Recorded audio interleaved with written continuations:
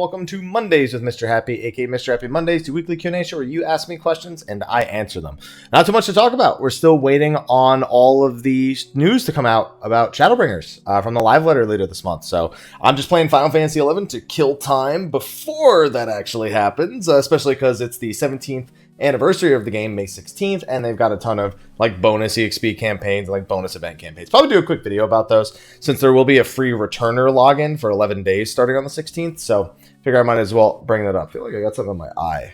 Oh yeah, I got it. No worries. So with that, I think we can just go right over onto the Patreon list and then go right to the questions. So for those of you who don't know, we shout out every week on Mondays with Mr. Happy and on State of the Realm. We shout out all the people who sponsor this, the channel over on Patreon. I almost said the stream, just they're hardwired to say that. Those people have been supporting us through hashtag demonetized for quite some time, and the list has been growing much to my surprise over recent times. So thank you to everyone who's been supporting over there. First, we have our patrons of life, Khuja Cross on Jenova and Kurenai Oni. You're used to seeing a picture of them every week if you tune into Mondays with Mr. Happy. So of course, those two know. Thank you very much. I appreciate the constant support that you guys give, and it is above and beyond, as I usually say, what I would expect from anyone. Although everything here is above and beyond. You guys are just abover and beyonder. Yeah, that's right. We also have a long list of sponsors that's only been getting longer, it feels. There's definitely names on here that are not supporting on Patreon anymore that I really need to call. So, I may want to get on that. Anyway, we have our standard sponsors to start. We have Rav Mal of Cactuar, Kareth Jairus on Midgard Summer, John on. Every week, I just laugh. I don't know. Alburio, Sana Arashiro of Brynhildr, Kroemgarr Holzborgson of Gilgamesh, Kevin, Wobbutalia, Alma Elma, Dark Lumina from Jenova, Marianne, Rav Gaming, Sabo Empire, Mizra, Red Wings of Baron FC from Zalera, Cidus, Oreo and Shiva, Syd Hellwind of Gilgamesh, Afro Ninja from Malboro, Cheesecake from Leviathan, Nat Lane Weeb, Ashen Emiya of Cerberus, Fafarian, Rendil, Stevie-Rex, and Neon. We have our elite sponsors. We got Jay Gardner 99. We got Benjamin, Irish Rager, George, Batar Garl, Yufa Kenshi on Excalibur, Scumlord, Itsumi Amarillo of Gilgamesh, Ravik, Cardrackens from Fanfrit, Sigurd Drake from Balmung, Edge Pharaoh on Ultras, Jerica, Emma, Zernik Borg 13, Krista Uzuki, Craze the Meter from Midgard, Righteous Ventinus from Cactuar, Carol, Serafina, Edelise, Senshi, Shadow Link on the Tonberry server, Dom, Asuka Wake from Jenova, Lamilla, Nella Vickers, Summer Sarah, and the Fennel family. Oh. Hi, you guys are watching Mondays with Mr. Happy when I meant to press that. We're going to leave that in. Why not? Let's just change the title and actually just make this Mondays with Mr. Happy. Mondays with Mr. Happy. Accidental recording, but we're gonna leave it on and change us to talk, just chatting. Fuck it. I already did it. I might as well leave it, except that Twitch is breaking on me. Any day now, Twitch. If I'm gonna go live by accident, I might as well leave it. Yeah, we're doing the video for Monday. I'm leaving all this in for everyone who's watching on YouTube. I accidentally picked Stream Go Live instead of recording. Now I'm gonna finish the sponsor list, and we're just gonna continue because why not? We have, where was I? Dom Sukawake from Jenova, Lamilla Nella Vickers, Summer Sarah, the Fennel family, Johnny Yatsio, Kifkin the Great Eagles on Exodus, Katayoshi from Khuja, Schizophrenia from Ragnarok, Riley Westos, the Purple Warrior, Edric Red Seal on Exodus. I lost track of everything because I just scrolled up.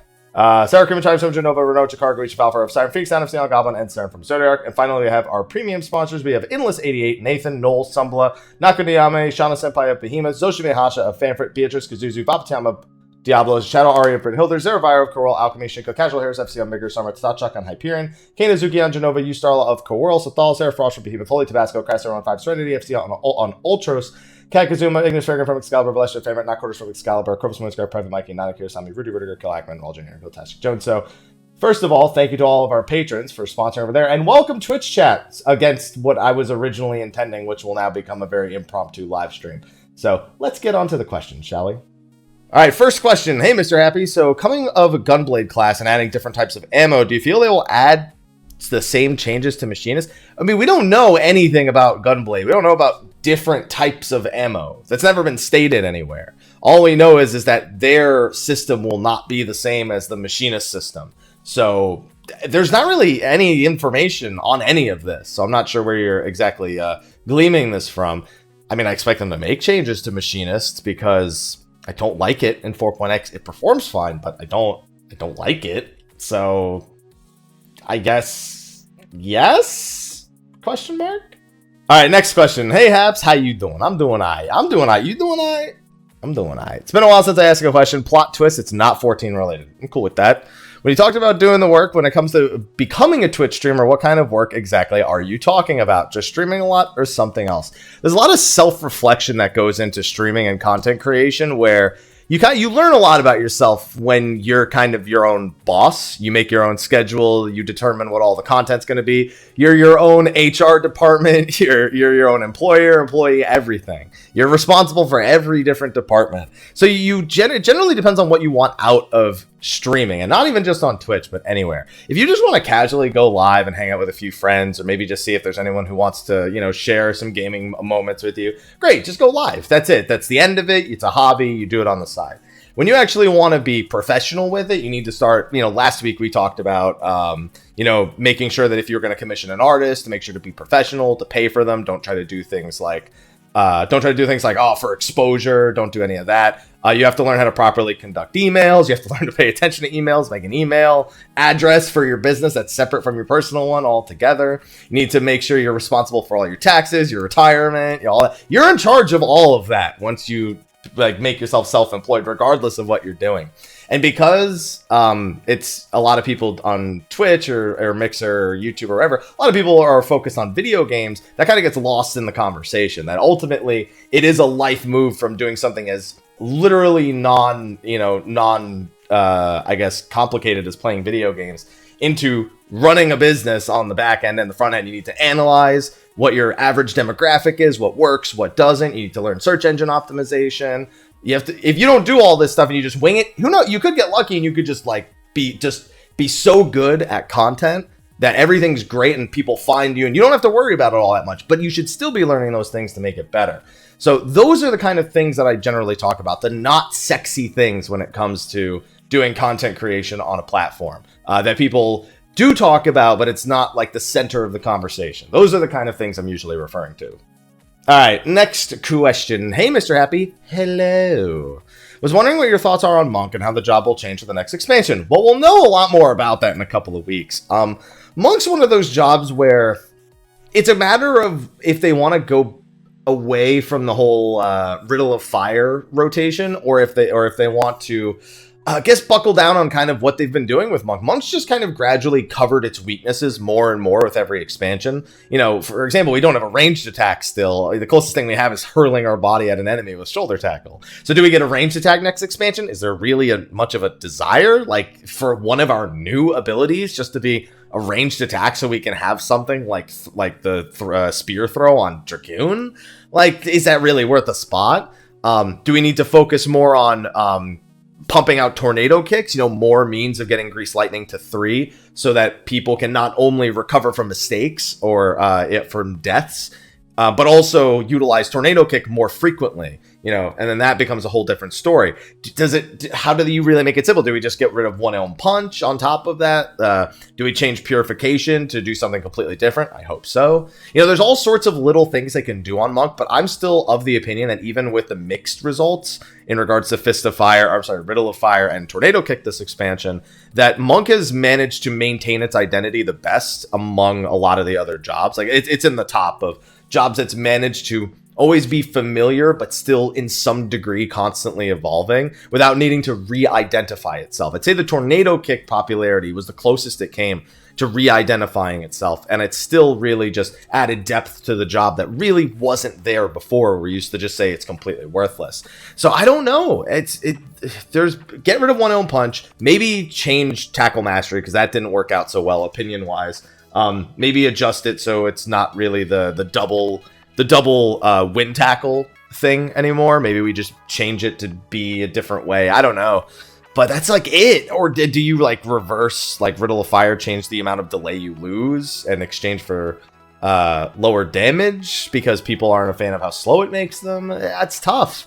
It's really tough. But they've done really well with Monk up till now, and I'm hoping this isn't the expansion where they screw it up. I'm actually really having a really hard time thinking of a lot of stuff for a lot of jobs because we have so many things now that the idea of removing them or re-identifying them is tough. So I'm very curious about Monk as a Monk player, but I'm not overly concerned. I just don't have too many coherent thoughts on what they could really do outside of an imaginary wish list.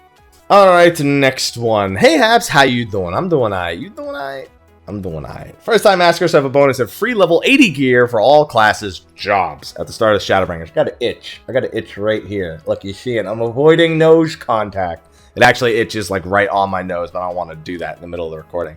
So my question is, since the beginning of the world visit system, there's a group of people sniping S ranks on every server of Crystal. On my particular server, we had just one that was doing it, even though it was a server that we all agreed a certain time reported, but nothing happened. Now we have this group I mentioned. What can we do to prevent this from happening? There are people that are scared to report them because they think they in turn will be reported for harassment. Guys, the change to the terms of service thing was for clarity. You can do these things and not get in trouble. You're reporting somebody for pulling early. Odds are they won't get punished for it unless they're in chat typing, fuck you, noobs. That's the only way that he's going to get in trouble for any of that, because nobody is owed anything when it comes to hunts. Common misconception with hunts is that while it is a common courtesy to try and wait for people, nobody's owed a hunt other than the people who find it. So you won't get in trouble for that, I can promise you that. But if he's in shout chat like, haha, fuck you, then yeah, he'll get in trouble for it. So there's that. But you're not going to get reported. First of all, if you report him and nothing happens, the GM's not going to tell the guy, hey, these people reported you. Now, you're not going to get in trouble. And the guy's going to report them back. Oh, that's okay. That's not how it works. Everything's anonymous. They don't drop names when it comes to reports. So the guy would have to know specifically it's you because you told him. And even then, what's he going to do? You reported him because you thought it was something that was reported. You can't get in trouble for that. That's all I'm saying. Second, there's really nothing you can do unless the person's being an asshole. That's really the only thing you can do because hunts aren't owed to anybody. It sucks that somebody's doing this, and any opportunity you can get to, kind of put them in the Mordeon jail, maybe you should take if it's that disruptive to other people's, plans and gameplay. But if they're not taunting and they're not harassing like deliberately in chat, there's not really much you're going to be able to do. You try, but I don't think it's going to work. All right, man, the harassment thing, so many people are afraid of that. Before I even go to the next question, it's like, if you're new, don't worry about that. If people are telling you like freak accident stories or like really weird things that people reported for and actually got in trouble for, odds are there's something missing in the story. Just saying that. Next question. How you doing, Haps? Hope your week is great and may RNGesus rain legendary guns around you. I'm not playing Borderlands 3 yet. I played it for a few hours. I want it now. For my question, I wanted to thank you for responding to my job class question. Love seeing this kind of content for creators. Hey, my question, since you're in the end game, that's a dangerous quote. It's a very dangerous quote. Is there any particular glamour you really like? As a monk main, a lot of the weapons aren't as flashy or impressive as I'd prefer, and I leveled samurai to spend gil on swords. I'm not big on glam. Occasionally, I just like to take whatever like the most recent, like, I guess endgame stuff is, and I like to glam that. Like, I like to do a mix of that, and sometimes I mix in another thing here and there. Sometimes I do like a joke. Like, I did the chocobo head in a yellow tux for a while, and I did the Subligar, the golden Subligar for State of the Realm. But other than that, like in terms of weapons, like I have the ultimate weapon. So those are usually the weapons that I'm glamming, the unending coil of Bahamut and the weapons refrain. It's just because they're flashy and giant for monk. Honestly, my favorite job, the job I have, the one I think looks best is Paladin. I think the Hydatos armor set is dope. And I think that the Ultima Kurtana and the Ultima Holy Shield from, Uwu again. I think those are fantastic. I love the way that looks. It's just like straight up Judge from Final Fantasy 12. But other than that, I'm not all that impressive. I don't colorblind. I don't try and match stuff. So I just grab whatever's shiny. Next question. Hi, Mr. Happy. How you doing? I'm doing all right. You doing all right? I'm doing all right. I've been playing since late Heavensward and finished Balestar's Wall the other day before Stormblood released. I remember at the time I was excited to play the new content with my friends and FC mates for the first time until I realized how single-player focused the main story is, and even questing in general. My question is, do you think that that now that there is an easily obtainable multiplayer mount that most people seem to have, this could open the door to party questing? So first of all, you have to remember that mount still is going to be limited time. May 27th, I believe, is the last day it's going to be available. So anyone coming in after that, until it gets stuck on the MOG station, probably won't have it. So while it's easily obtainable for the time being, there's some people who, even though it's super easy to get, probably will think 200,000 MGP is way out of their league and not try. And then there's people who will come later and don't have it. So you do have to keep that in mind. That being said, I don't think that has any impact on whether or not they want to do party quests.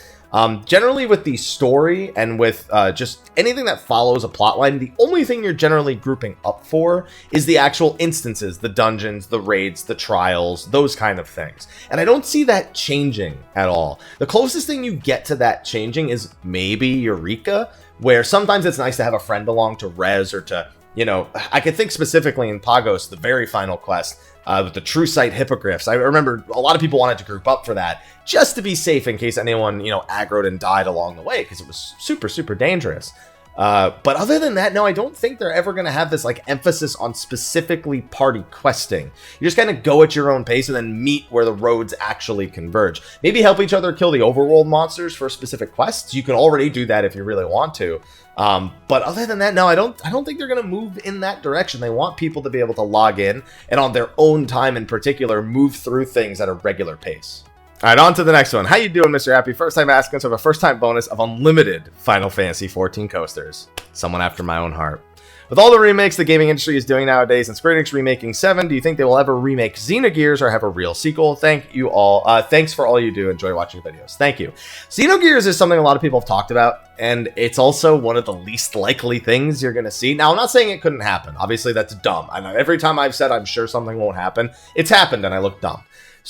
But with Xenogears, there's a bit of a problem with the rights owning of Xenogears. Now, if I'm not mistaken, as long as I'm not mixing up my Xeno games, Xenogears was technically licensed. They licensed Square Enix, not licensed. They paid Square Enix to make it as a PlayStation exclusive. And the only reason that game came to exist is because Sony said, well, here's the money for a PlayStation exclusive. And then it did really, really bad. Like, it's a cult classic, but it's not a financial success. So I'd say that's one that's a really hard-pressed sale to make. I don't actually know how, I guess another remaster that happened recently. And by the way, I wouldn't expect anything more than a remaster to that. Not a remake, a remaster. Very, very different things. And I doubt it'll ever have a real sequel for the same reasons. I don't think you're going to ever see anything with Xenogears. You have Xenosaga. You have Xenoblade. Ugh, I hate Xenoblade Chronicles too. It's the only, to be fair, I didn't play Xenoblade Chronicles. I didn't play the prior one. I hate Xenoblade Chronicles too. But for Xenogears, I think it was not enough of a financial success. There's not that high of a demand for a remaster of it, and I don't think there's not even enough demand for a real sequel. If we still haven't gotten Chrono Break because of the way Chrono Cross did, yeah, I'm not feeling super optimistic about Xenogears. Okay, I had to check how long I'd actually been recording because I'm live by accident. So I was like, how long? It feels like it's been longer than it actually has.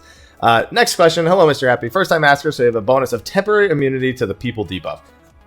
Listen, there's no way to get immunity to the people debuff. You can't just that's the equivalent of having an aura around you that when anyone who would qualify for people debuff is around, they just play better. I don't think that's going to happen, okay? I saw some discussions on Reddit about Enrage Mechanics, and I wanted to hear your opinion on if you have any ideas for Enrage Mechanics you'd like to see in fights, or any other things you believe should be done to improve Enrage Mechanics.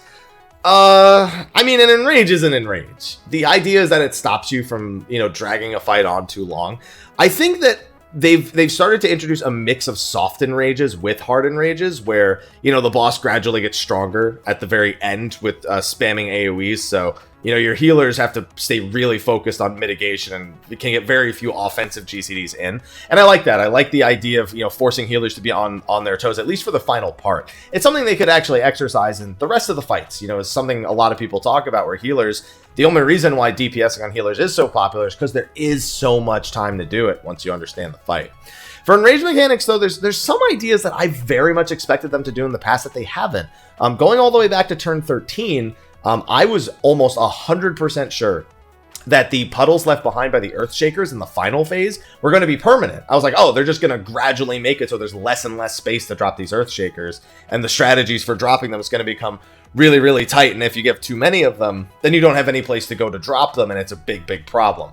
But that wasn't the case. They disappear, after, you drop after you drop the 6th one, then the 7th, 8th, and 9th one replace the 1st, 2nd, and 3rd one.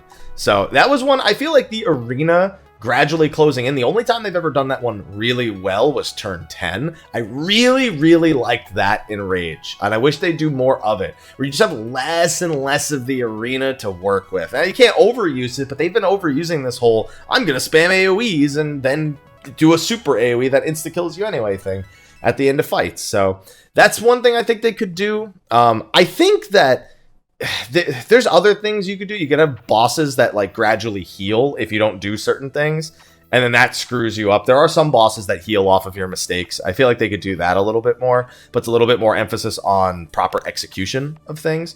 But man, Enrage is, the whole point of it in Enrage is so you can't drag anything out. So you either have a soft Enrage, a hard Enrage, or a mix of both. And outside of constantly buffing, more AoE damage, and closing in on the arena, I don't really know what else you can really do that's going to feel not just like a variant of one of those things. I was going through a lot of the questions, and there's a lot of like general questions where it's like, how do I improve this? How do you do that? And those are tough because I answer those like on a weekly basis. So it's tough to like take individual cases and give you anything more than the answers I give every week. So like that's why I skipped a lot of questions this last week, just because I don't see much in the way of I guess questions that aren't just like, I don't know, I can't answer them anything more than a generic answer that I haven't given 1,000 times before. So this one was really quick. I figured I'd take it because I already know what my answer will be. Quick question: do you think the job preview that'll show us new Blue Mage stuff, they're technically battle content? No. The main reason being is because Blue Mage we already know is going to be getting enhancements, a patch after Shadowbringers, like on 5.1, 5.2, one of those. So they're not going to show us that now. Just like how they don't normally show us much about the 24-man until like they're getting into promotional material for the patch where the 24-man is going to be present. So Blue Mage is going to fall into that category where we don't know which patch it is after Shadowbringers, but we know that it's later. It's not something for 5.0. It's not something you're going to be worried about at launch. So no, you probably won't be seeing anything Blue Mage related.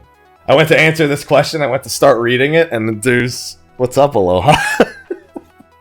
Oh man. Hi, Mr. Happy. My friend talking me into giving 14 a shot. Never played an MMO before, but I've been having a blast. Your tutorials have helped me out as I just see the cat in the corner now, and I can't stop looking at him. I don't really have a 14 question. I wanted to ask you about Borderlands 3, seeing as how you got your hands on it. I really enjoy 1 and 2, but after reaching endgame content, it becomes kind of this DPS training game where you just need to be able to take hits. When I played Battleborn, their MOBA game, while I don't like MOBAs, the PvE content was really well balanced with bosses that telegraph moves and AoEs, etc. What I'd like to know is, does it feel like some of that has been carried over into Borderlands 3? At least from what you've played of it, does boss fighting and taking damage not feel as unavoidable this time around? I mean, I've played through Borderlands 1 and 2. I'd say Borderlands 1, I've so far felt is a lot guiltier of making me... It feels like I have to take damage at times. Borderlands 2, I've had an easier time thus far of getting through it without getting demolished by some things. There's definitely some points where I could already think of a few points in BL2 where it's happened. But BL3, I mean, I didn't really get to fight too many bosses. I think like 2 or 3. And it felt relatively avoidable. And also some of the bosses they showed in the gameplay preview, while they're all early game bosses, they seem to have a not too bad of a time avoiding stuff if they were like actually going out of their way to do it. But I don't know, I guess I can't really answer it because I only got to play about 2 hours on 2 hours, 2 separate times, but it was the same content. And that's not really a solid representation to just grab like one like level 10 story boss and talk about it in regards to that. You're going to take damage. I think generally gun games, especially looter shooters, you're going to want to take damage. They're going to want to make sure that even if you're good at avoiding damage, that there's to some degree going to be times where you have to make acceptable sacrifices. The difference is later game, the more acceptable sacrifices you can make, the more consistent you can remain to deal damage. It's something that even for 14 we generally follow. You know, if you can safely take damage, then it allows you to keep uptime. It's why you see people sometimes just sit in melee range of an AoE in the middle of a boss fight and then pop like a bloodbath or a second wind, because that's it. Now they're fine. They didn't have to worry about leaving the boss, and they could focus on how many attacks they actually get out. And I don't see why Borderlands 3 wouldn't work that way too, where you have to measure acceptable hits to output more DPS and then, you know, only take cover when absolutely necessary. It seems just like a good way of I guess, skill expression. Maybe that's just me, but I think it's a good way to do skill expression. Now, there's a lot of questions I skipped. Because I accidentally went live for Twitch, I guess I could take a couple Twitch questions. So I think I'm going to turn this off. And for the first time in like a month and a half, Twitch, let's see if you have a good one. Because if you don't, then I'll just go to the end of the video. All right, the first question we have here is coming from Crunchy6 in Twitch chat. Hi, Mr. Happy. My question is, what do you think about giving minions more uses like secondary stats that can only be applicable in the overworld, something like 10 determination or 10 gathering HQ percentage? I don't think it really adds anything to the game because A, 10 determination no one cares about, and B, it becomes a very, very slippery slope because they do sell minions on the Mog Station. And while, yes, you could argue, oh, maybe they could just make the minions on the Mog Station give the same effects as other things. It's kind of unavoidable in that sense because there's only so many things you can make a minion do. Is there really a benefit to adding anything to a minion in the overworld? I don't think so, because it either has to be so major that it matters at all to take your hundreds of minions and put stats on them, or it doesn't matter at all, which in the overworld, of course, it wouldn't matter at all. And then you're like, so why did I do that? Obviously, you wouldn't really be able to use it to win at anything except maybe gathering. And then especially gathering, because if it gives you gathering and crafting effects, then all of a sudden it's very meta. And if you don't have now all of a sudden part of crafting and gathering is collecting a minion. I don't think it's a good idea, personally, to add any sort of additional effectiveness. The last time they tried to make minions do more than they already did, we got Lords of Verminion. I'd like to avoid that again. Please and thank you. All right, the next one I'm not even really going to answer directly, but it is something that I'm kind of holding out for. I have answered this, but I think it's been like 2 or 3 months since I brought it up in a Monday video. So what do you think of Eggy Glamour never coming? Not when is it coming? Not what do you think? Why do you think it's taken so long? What do you think about us never getting it? I'm actually hoping that's because Summoner is going to be reworked to some degree in the expansion. I don't want them to do this anymore. I wanted this before we got the Bard rework, where I wanted them to just say, screw pets. Now, hear me out, because obviously with Summoner, that's a bit of a bold thing to say. I wanted them to just do what they do with Demi Bahamut and kind of work the summons into the job's rotation. Unfortunately, my description of it's literally a carbon copy of what they have for Bard now, where you have 30 seconds in an Ifrit stance, 30 seconds in a Garuda stance, and 30 seconds in a Titan stance, and that your Bahamut is tied to going through those stances as opposed to going through your Ether flow. And then when you go through all of them once, you go into Demi Bahamut, and then you already know how that actually goes, where your abilities are actually like enhanced, and you get a little Demi Ifrit and Demi Garuda and Demi Titan, as opposed to Eggy Glamour the way we traditionally have it, an update to the Eggies we actually have. And then you can maybe work on being able to change the appearances of the other Demis. The main reason why I suggest that is because the reason we were told we can't have the full-looking summons originally is because they were too large. They were too much in the way. They tried it with Demi Bahamut, and then they gave us the option to change his size. So now that we have the option to change Demi Bahamut's size, I don't think there's anything stopping us from getting a full-on update to the Eggy appearances, whether that comes with an actual gameplay update to Summoner that changes the way they interact with them, or just changing them all together and leaving the system the way it is now. We have the technology, so I don't see why we couldn't have updates to make the Eggies look more like their fully fledged forms. All right, so I just spent the last 40 minutes talking about why Classic WoW is gonna it's gonna be rough. It's gonna be rough for them. That's not in this video, but it's in the accidental live stream that I went live with and didn't realize. So that'll be there for a while. So you should go click on that when you're done watching this video. That's gonna be it for the questions though, because now I just can't stop thinking about Classic WoW, which I guess maybe is what they were going for, because if I can't stop thinking about it, that means I have to go there and play it and watch it burn with my own eyes. So good job, Blizzard. You made it happen. This is on you.